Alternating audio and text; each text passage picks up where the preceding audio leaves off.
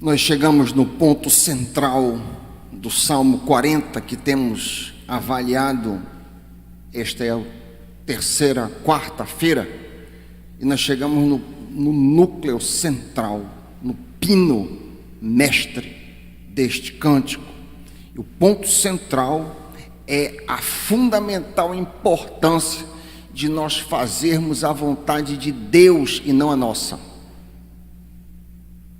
O segredo de avançar em santidade, o mais importante aspecto de um cristão que deseja ser maduro, não é emocionalismo, por mais que seja importante, nem é racionalismo, o uso da razão, mas sim fazer a vontade de Deus. Resumir tudo que vou dizer hoje à noite com estas palavras: a importância de fazermos a vontade divina. Por sinal, eu intitulei essa terceira estrofe, que vai dos versículos 6 a 10, como vontade divina. Nós já trabalhamos a primeira e a segunda. Para efeito de contexto, eu vou ler as 3 primeiras estrofes. Eu queria que você me acompanhasse com a sua tradução. Deixa ela aberta no teu colo. Vamos ler juntos o Salmo 40. Eu leio a partir da Ara. Primeira estrofe: esperei confiantemente pelo Senhor, e Ele se inclinou para mim, e me ouviu quando clamei por socorro. Tirou-me de um poço de perdição, de um tremedal de lama, colocou meus pés sobre uma rocha, e me firmou os passos, e me pôs nos lábios um novo cântico, um hino de louvor ao nosso Deus. Muitos verão essas coisas, temerão e confiarão no Senhor. Final da primeira estrofe. Segunda estrofe: feliz o homem que não põe no Senhor a sua confiança, e não pende para os arrogantes, nem para os afeiçoados à mentira. São muitas, Senhor Deus meu, as maravilhas que tens operado, e também os teus desígnios para conosco. Ninguém há que se possa igualar contigo. Eu quisera anunciá-los e falar deles, mas são mais do que se podem contar. Final da segunda estrofe. Início da terceira: sacrifícios e ofertas não quiseste, abriste os meus ouvidos. Holocaustos e ofertas pelo pecado não os requeres.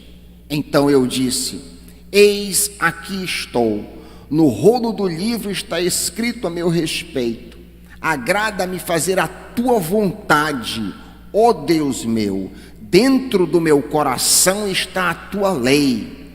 Proclamarei as boas novas de justiça na grande congregação. Jamais cerrei os lábios, tu o sabes, Senhor. Não ocultei no coração a tua justiça.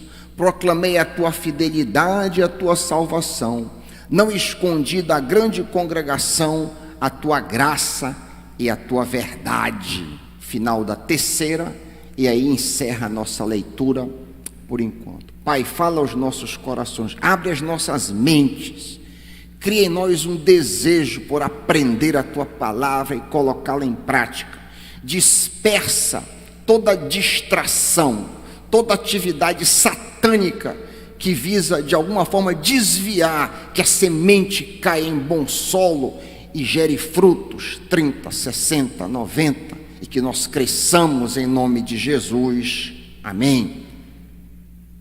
Nós vamos basicamente avaliar apenas o primeiro versículo dessa terceira estrofe, que é o versículo 6. O versículo 6, eu queria que tu acompanhasses mais uma vez a leitura na tua Bíblia, do versículo 6.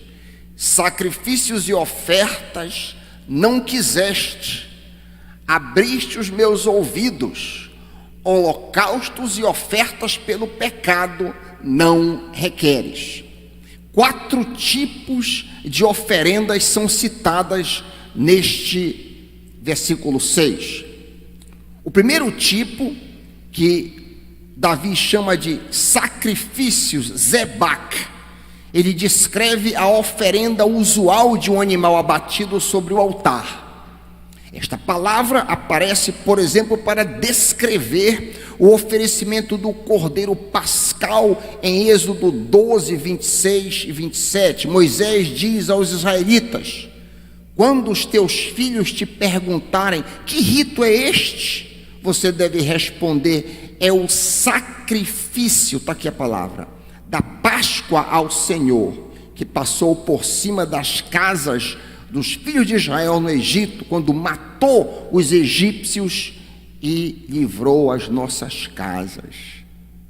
O segundo tipo é denominado simplesmente de ofertas, minká.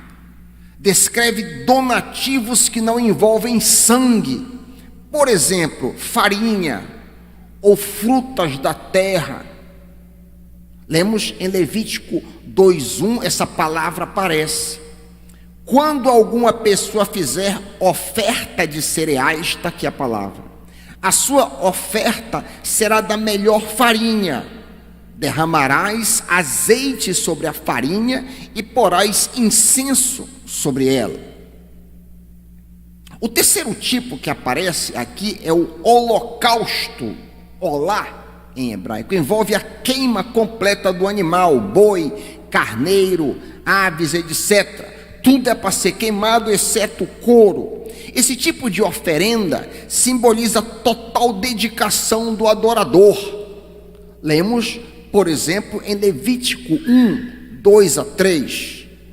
Deus ordena a Moisés o seguinte: quando alguém trouxer um animal como oferta ao Senhor, que seja de gado ou do rebanho de ovelhas, se o holocausto, está aqui a palavra, for gado, oferecerá um macho sem defeito. O quarto e último tipo de oferenda que aparece aí no versículo 6 é designado de ofertas pelo pecado, korban shataá. Essas oferendas envolvem animais sacrificados com o propósito de expiação de pecado. Esse tipo de oferta simboliza a reconciliação do pecador com Deus. Nós vemos essa palavra aparecendo, por exemplo, em Levítico 4, 3 e 4. Lemos ali as seguintes palavras: se o sacerdote ungido pecar, de tal maneira que o povo se torne culpado, oferecerá ao Senhor como oferta pelo pecado. Está aqui o termo: um novilho sem defeito. Resumindo, esses 4 tipos de oferendas, sacrifícios, ofertas, holocaustos e ofertas pelo pecado, representam todos os tipos de ofertas que poderiam ser presenteadas a Deus. Nos surpreende muito, ou deveria nos surpreender muito, o que aparece no final da parte A e no final da parte B deste versículo 6. Vocês notaram isso? Olha aí o finalzinho, olha o final da parte A: não quiseste. Olha o final da parte B: não requeres. Como assim? Os sacrifícios, as ofertas, os holocaustos e todo o aparato legal não foram comandados por Deus? A Santa Lei Mosaica, seus preceitos, juízos e mandamentos não saíram da boca do próprio Deus? Os 613 comandos do Antigo Testamento, tu, abre aspas, não quisestes, não requeres? Que cargas d'água Davi está querendo comunicar com a aparente contradição de que Deus manda fazer algo, mas não quer nem requer que seja feito. Existe um detalhe curioso para matar essa charada. Eu acho que Deus me deu luz quando eu me debruçava em cima desse versículo 6. Ainda a parte A do versículo, que ele diz: abriste os meus ouvidos. Olha o que ele diz aí: Sacrifícios e oferta não quisestes, abriste os meus ouvidos. Esta expressão, abriste os meus ouvidos, está relacionada ao ensino do Senhor aos seus servos. Ou seja, Deus educa seus filhos. Qual é a evidência que eu posso apresentar para esta relação entre abrir os ouvidos e instrução, ensino? Lá em Jó, por exemplo, Jó 33:16 diz: Deus abre os ouvidos e sela a sua instrução. Daí a relação. O mesmo pensamento de ensino pode ser visto em Isaías 50, 4 e 5. Isaías 50, 4 e 5. O Senhor Deus me deu uma língua erudita, para que eu saiba dizer boa palavra ao cansado. Ele me desperta todas as manhãs, desperta o meu ouvido para que eu ouça com aqueles que aprendem.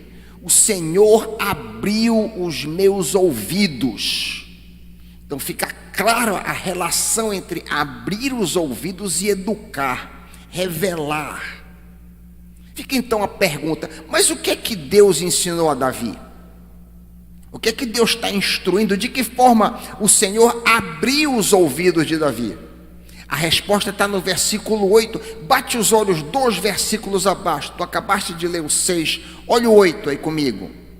Salmo 48.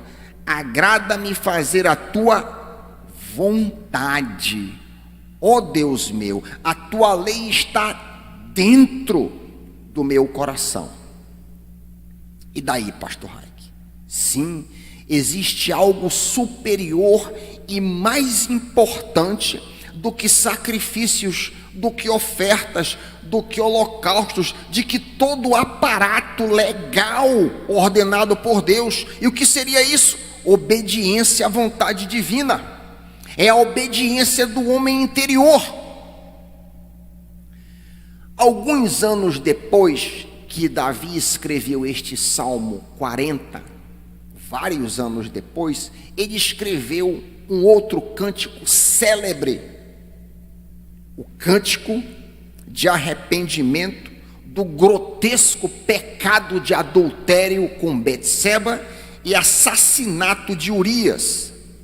Presta atenção no que o mesmo Davi diz neste cântico. Salmo 51, 16. Vale a pena você deixar um dedo aí no Salmo 40 e avançar algumas páginas. Salmo 51. Olha o que Davi diz: pois tu não te agradas de sacrifícios, do contrário, eu te daria. Tu não tens prazer em holocaustos.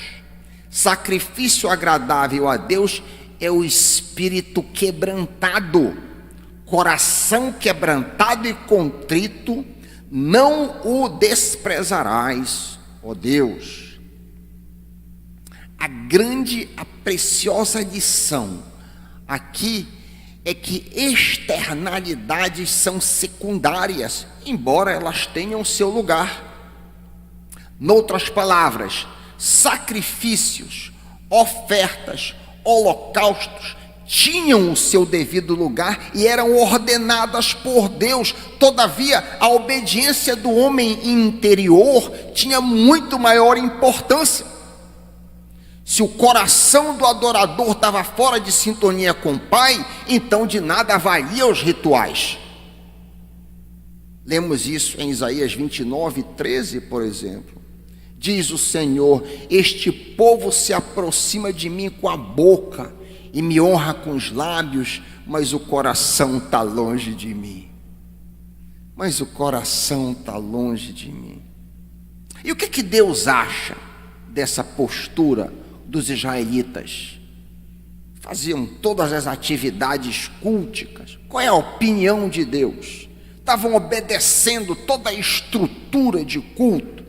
Olha o que diz Isaías, ouça o que diz Isaías capítulo 1, versículos 11 a 16. Olha aqui, libelo contra essa postura. O Senhor diz, ouça com atenção: de que me serve a multidão dos sacrifícios que vocês oferecem? Estou farto dos holocaustos de carneiro e da gordura de animais cevados. Não me agrado do sangue de novilhos, nem de cordeiros, nem de bode. Quando vocês comparecem diante de mim, quem requereu de vocês virem aos meus átrios? Não me tragam ofertas vãs. O incenso é para mim abominação, e também as festas de lua nova, os sábados, a convocação das assembleias. Não posso suportar a reunião solene de vocês. As festas de lua nova, as solenidades, a minha alma as odeia, são um peso para mim. Estou cansado de suportá-las. Quando vocês estendem as mãos em oração, eu fecho os olhos. Sim, quando multiplicam as vossas orações, eu não as ouço, porque as mãos de vocês estão sujas. Lavem-se, purifiquem-se, tirem da minha presença a maldade dos seus atos, parem de pecar. Noutras palavras, parem de me prestar culto externo. Busquem se purificar internamente. Esse é o resumo do resumo. E que aplicação direta para mim e para você nós temos aqui. Uma aplicação direta, de novo, deste ensino para nós hoje, é que todos os nossos sacrifícios e ofertas a Deus de nada valem se o homem interior está longe do Senhor. Ou seja, de nada adianta virmos à igreja regularmente, de nada adianta sermos batizados, de nada adianta entregarmos nossos dízimos, de nada adianta nós trabalharmos como voluntários, de nada adianta darmos ofertas para missões, de nada adianta lermos a Bíblia em casa, de nada adianta cantarmos louvores aqui no santuário, de nada adianta fazermos o nosso culto doméstico, sermos assíduos na escola dominical, memorizarmos passagens das Escrituras, cantarmos no coral, participarmos de viagens evangelísticas, nos engajarmos na obra do Senhor, nos envolvermos em vigílias de oração, enfim, sermos fiéis a todo o aparato evangélico que o Novo Testamento nos ordena, porém termos o coração fora de sintonia com o Pai. Noutras palavras, em primeiríssimo lugar, eu preciso obedecer ao Senhor, para usar as palavras de Davi, fazer a tua vontade, ó Deus meu, ter a tua lei dentro do meu coração. Se existe qualquer pecado que Deus está me dizendo para largar, preste atenção. Se existe qualquer atitude que precisa mudar, se existe o perdão para alguém que eu preciso dispensar, se existe algum ato que Deus está me cobrando e eu não faço, de nada adianta eu manter os rituais de culto. O que é necessário é obedecer. Em primeiro lugar, o nosso Pai está interessado em nosso coração. Em segundo lugar, no nosso corpo, nossos olhos, nossos ouvidos, a nossa língua, as nossas mãos. Em terceiro e último lugar, aí sim, Ele quer o nosso tempo, a leitura bíblica, o dízimo alegre, frequência nos cultos, participação voluntária na obra, cânticos na congregação, vigílias de oração, etc, etc, etc. Esse aparato externo tem valor diante de Deus quando temos uma postura obediente, um coração sincero, uma disposição para fazer a vontade do Pai. A mesma coisa se vê também no aparato do Antigo Testamento. O mesmo Davi que disse no Salmo 51, 16 e 17, que vocês ouviram e leram ainda há pouco: não te agradas de sacrifícios, do contrário eu os ofereceria. Não tens prazer em holocaustos. Sacrifício agradável a Deus é o espírito quebrantado, o coração quebrantado e contrito não desprezarás. Ó Deus, termina este salmo, pasme, dizendo: então se tivermos um coração contrito, então te agradarás dos sacrifícios, dos holocaustos, das ofertas queimadas. Sobre o teu altar serão oferecidos novilhos. Esse então aí é muito importante. Coração correto, então faz, então me adora. Amém, meus irmãos? O resumo desta grande lição é o seguinte: o Deus vivo deseja uma disposição interior de obediência à sua vontade. Se tivermos essa postura interior, então Ele deseja que cumpramos todos os mandamentos do Novo Testamento. Foi exatamente essa a postura de Jesus em relação ao Pai.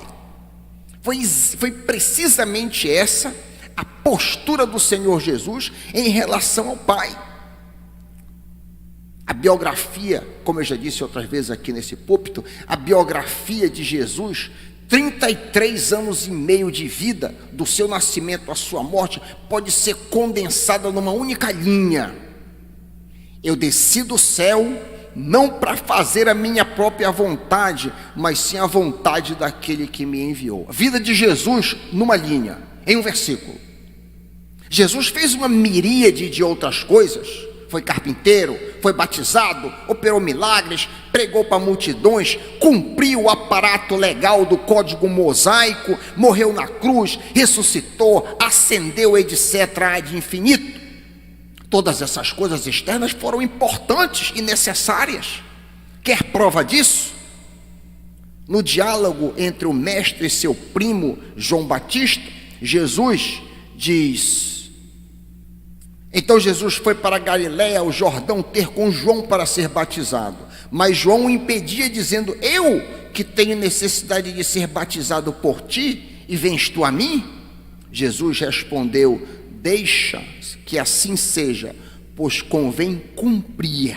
É necessário cumprir toda a justiça. Então era necessária. Outras coisas eram importantes, outras coisas poderiam ser destacadas. Há uma gama de outras tarefas e atividades que Jesus achava importante. Todavia, na hora de resumir sua missão e vida, ele reduziu tudo ao cumprimento da vontade do Pai, como lemos aí no texto clássico, João 6,38. Eu desci do céu não para fazer o que eu quero, mas para fazer a vontade do meu Pai. Não é à toa, então, que essa lição central do Salmo 40 é pinçada pelo autor de Hebreus. E agora eu queria que tu deixasses um dedo aí no Salmo 40 e fosse para Hebreus, lá no Novo Testamento. O autor de Hebreus arranca esta lição que eu estou querendo passar para os irmãos e cita direto em Hebreus 10, 5 a 9. O texto que nós lemos é citado ali. Hebreus 10, 5 a 9, acompanha comigo na tua tradução.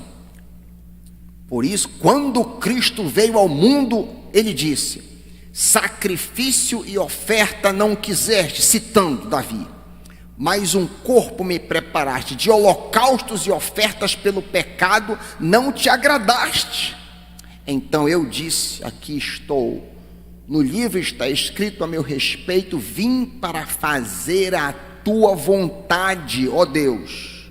Primeiro ele disse: sacrifícios, ofertas, holocaustos, ofertas pelo pecado não quiseste, nem deles te agradaste, os quais eram feitos conforme a lei. Então acrescentou, versículo 9: aqui estou, vim para fazer a tua vontade. O contexto do capítulo 10 de Hebreus fala sobre os sacrifícios do Antigo Testamento. Se tu bateres o olho no versículo 1, 10, Hebreus 10, 1, Tu vais ler isso aí, Hebreus 10:1. Tu lestes agora mesmo do 5 em diante. Olha um pouquinho acima. Visto que a lei é apenas uma sombra dos bens vindouros e não a imagem real das coisas, nunca ela consegue aperfeiçoar aqueles que se aproximam de Deus com os mesmos sacrifícios que, ano após ano, continuamente eles oferecem.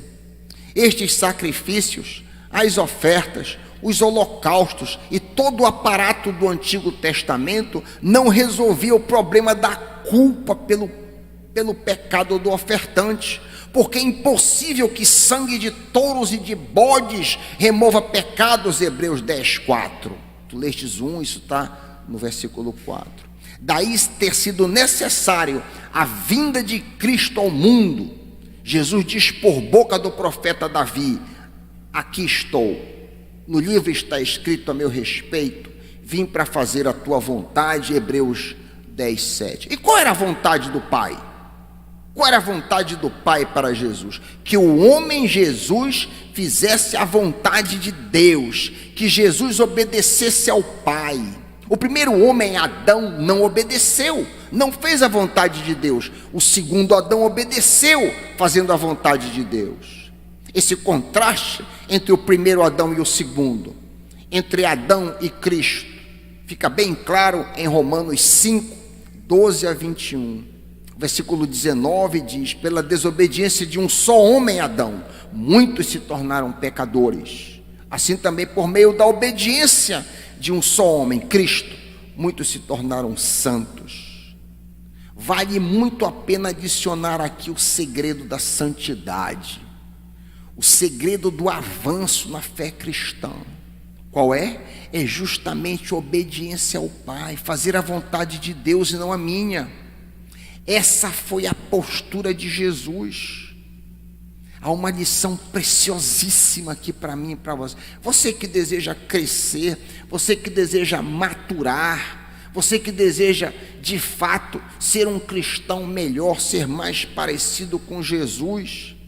Se nós considerarmos que a nossa alma é constituída por 3 elementos: emoções, razão e vontade, a porta do espírito é a vontade e não a emoção nem a razão. Meu grande culto a Deus é não fazer a minha vontade e sim a vontade daquele que me comprou. Aqui está o pivô de avanço ou não. Aqui está o centro, se eu vou avançar, se eu vou maturar ou não. Ele está pendurado na vontade. Se considerarmos, por exemplo, a emoção, se nós separarmos dos 3 elementos a emoção, veremos que ela é boa, ela tem o seu lugar no culto e na minha vida. É muito bom eu me envolver emocionalmente nos louvores, eu derramar sinceras lágrimas de gratidão, eu levantar as minhas mãos, enfim, eu buscar amar a Deus com meu coração. O próprio Jesus nos comanda a amar a Deus de todo o coração. Lucas 10:17. Todavia, se meu culto for meramente emotivo e minha vontade continua prevalecendo, eu não avançarei na maturação. Nos meus dias mais jovens, eu me impressionava muito com pessoas que se emocionavam diante do culto, diante de Deus. Eu me impressionava: olha, meu irmão está chorando. Mas depois eu enxerguei que a emoção não é necessariamente um símbolo de maturidade espiritual. Demorou algum tempo para eu enxergar isso. Então, emoção. O segundo, razão. Razão, o segundo elemento da alma. Veremos que a razão é boa, tem importante lugar na vida e no culto. É muito bom eu envolver meu entendimento, estudar teologia, buscar conhecer as doutrinas basilares da fé cristã. Lemos em Oséias 4:6, o povo perece por falta de entendimento. Jesus disse, Jesus ordenou que eu devo amar a Deus com todo o meu entendimento. Lucas 10:17 outra vez. Todavia, se eu acumulo conhecimento a respeito de Deus, se eu encho simplesmente a minha cabeça de doutrinas, mas a minha vontade continua a prevalecer, eu não avançarei na maturação cristã. O caminho do avanço na santidade é a quebra da minha vontade. Essa é a porta que vai me fazer avançar. Essa foi a postura de Jesus durante mais de 33 anos neste mundo. Em momento algum da vida de Jesus aqui na terra, ele fez o que bem queria. Ao contrário, eu desci do céu não para fazer o que eu quero, mas para fazer o que o Pai quer. João 6,38. No final das contas, é o homem interior fazendo a vontade do Pai que vai determinar o quanto nós avançaremos. Aqui, na vontade, reside toda a luta. O caminho da santidade, como eu disse, é a quebra da vontade. A vontade é o pivô da maturação. Quanto mais eu cedo na vontade, mais eu avanço. Quanto mais eu obedeço, mais Deus me dá luz. E aí está a batalha diária do homem. Aí está a batalha diária da mulher. A quebra da vontade. Não, eu vou olhar para onde Deus quer que eu olhe. Eu vou usar a minha língua como Deus quer que eu use a minha língua.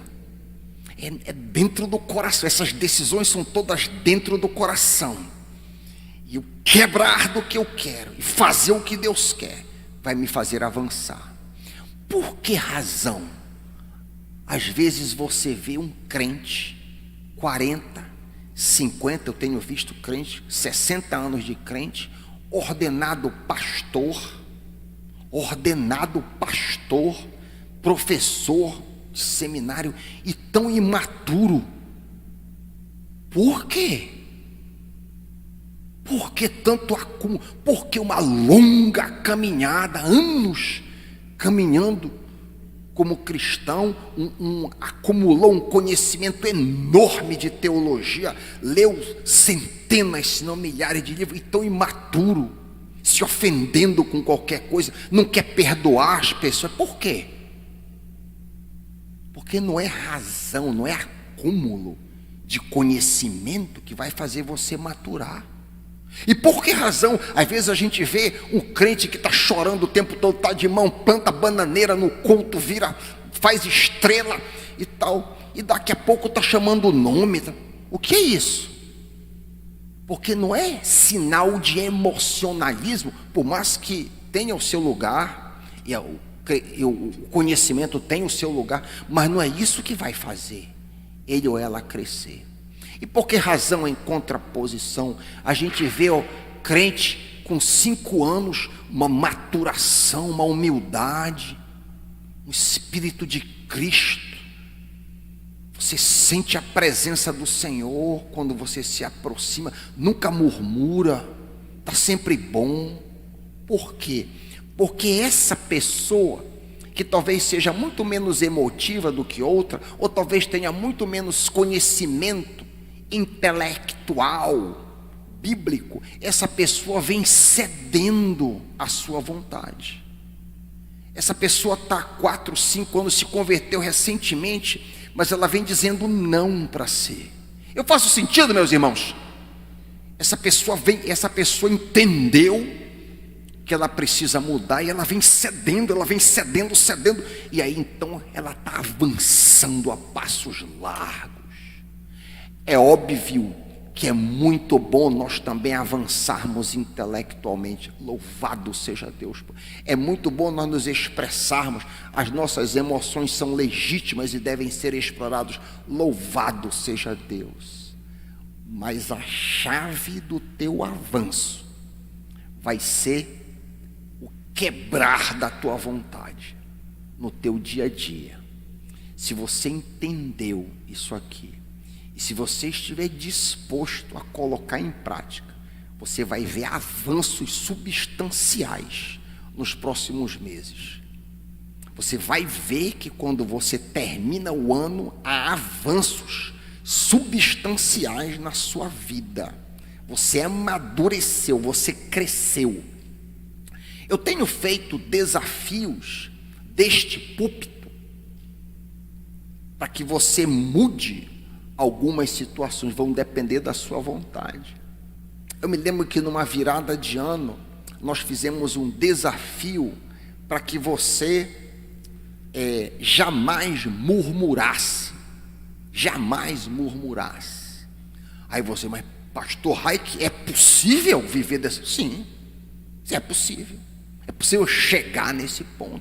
Desde que todas as vezes que eu murmuro, eu me arrependa, peça perdão a Deus, o Senhor vai te conduzir ao ponto que você jamais murmurará.